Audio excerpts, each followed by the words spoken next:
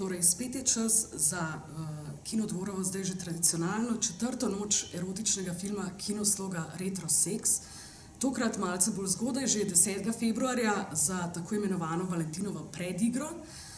Jaz bi za začetek povedala ali pa opozorila, da Retro Sex ni tisti večer, ko se enkrat v letu namesto pred svojimi računalniki in televizorji zberemo tukaj v kinu pred platnom skupaj in gledamo porniče v družbi. Pač pa je Retro Sex seveda poklon kinematografiji v dveh pomenih. Prvič gre za poklon legendarnemu kinu sloga, torej nekdanjemu socialističnemu državnemu kinu, ki je javno in s ponosom vrtel filmsko erotiko. In drugič prav tej filmski erotiki, torej kinematografski erotiki, erotičnim seks filmom, pornografskim filmom, mehkim ali trdim, ki so bili namenjeni za gledalce v kinu, za filmski trak, za veliko platno. In to obdobje je bilo izjemno bogato, zato je to tudi vodilo našega programa, da prikazujemo čim več različnih obrazov te nekdanje, kot bi rekel John Waters, divje heroične kinematografije, ki je vnesla svežo sapo in dodobra prevetrila filmsko zgodovino.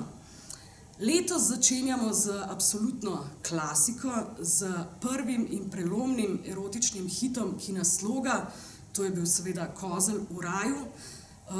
Mi se že od prvega leta, se pravi že od leta 2014 in prvega Retro Sexa, trudimo, da bi tega kozla ponovno vrnili na platno in letos smo končno odkrili eno še ohranjeno, čudovito, lepo filmsko kopijo, ki nam jo prijazno posodi finski filmski arhiv.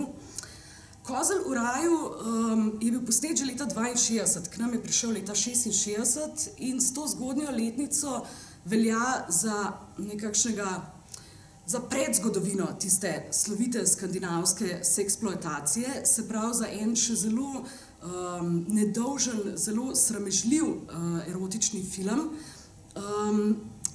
ki pa je vendarle tako uvedel to erotično etapo v kinu sloga, seveda počasi, pa vendar, in napovedal tiste kasnejše, silovito popularne danske filme, tako imenovani glad porn na Švedskem, so mu tako rekli na Danskem, pa pornografija za vso družino. In jaz moram reči, če bi hoteli žanrsko opredeliti Kozla v raju, bi mu lahko rekli edinole ruralna politična seks komedija za vso družino.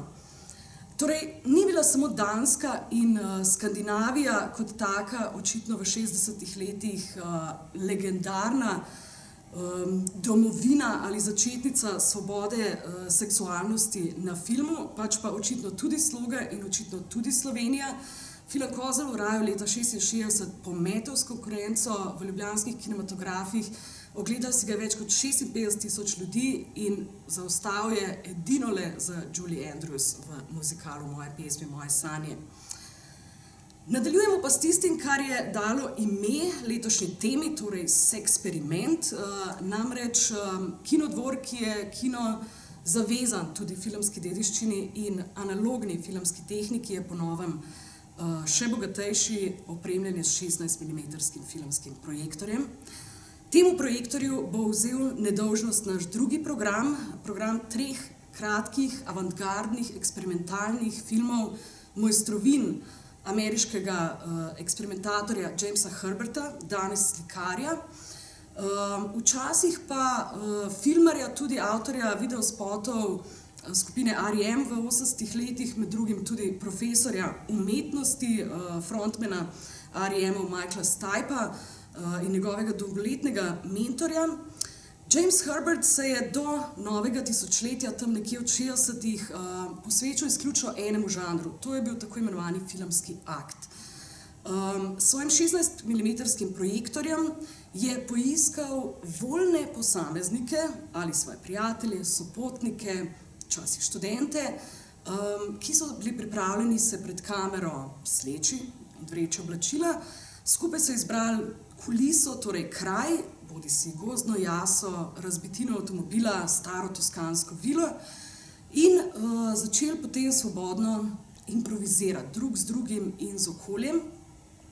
Herbert jih je snemal, včasih tudi 24 ur, včasih tudi dlje, potem pa se je s svojim analitičnim projektorjem umaknil v montažno sobo in začel sestavljati čudovite slike zamrznjenega časa, telesnih krajin, teh golih filmskih aktov, filme osupljive in res dih jemajoče senzualnosti, seveda pa avantgardne, eksperimentalne filme. Lani smo en tak strukturalni film videli tudi v programu Retro Sex, to je bil film Čudovito telo Petra Čerkaskija. Jaz bi rekla, da je James Herbert neke vrste formalno in seksualno osvobojeni Čerkaski. Za tretji program, tretji film in zaključni pa imamo že enega tistih kasnejših, bolj pravih porničev iz zlate dobe ameriškega porno filma.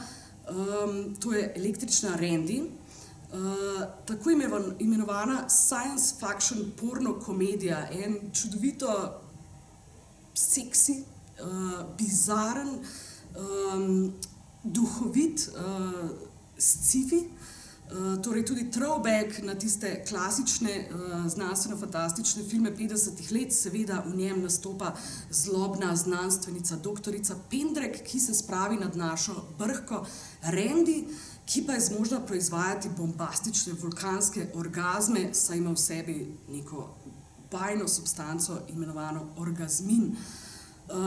Gre seveda torej spet za neke vrste seksperiment, za poleksperimentalen pornografski film o znanstvenikih in eksperimentatorjih.